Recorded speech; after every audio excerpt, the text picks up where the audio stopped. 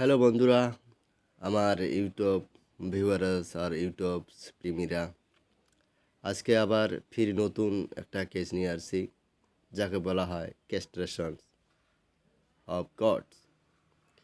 এটা করা হয় বিশেষ করে মেল গডস গাইডস, যেমন ছাগলের বাচ্চা, মেল বাচ্চাকে, পুরুষ বাচ্চাকে ক্যাস্ট্রেশন করা হয়, বধিয়াকরণ করা হয়।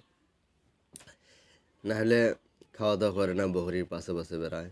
আর এটা করে দিলে কী হবে, মাংস ওজন বৃদ্ধি হবে, ভালো হবে, রাখার জন্য সুবিধে হবে। বিশেষ করে আমার কৃষি ভাইয়ের জন্য বিশেষ করে এটি করে নেবেন। 1-2-2.5 বছরত একটা মোটা একটা ঠেয়া পাওয়া যায়। তাই হয়তো যদিও যার যার আছে পাটা ছাগল, তারা করে নিতে পারেন, কোনো অসুবিধা নাই। ইট ইজ ওপেন মেথড, আপনারা নিশ্চয় করতে পারেন, কোনো টেনশন নেই। ওপেন মেথড, কিন্তু একটু সাবধান হতে করতে হয়, কোনো অসুবিধা নেই, করা যায়। আর এটা দেওয়া হইল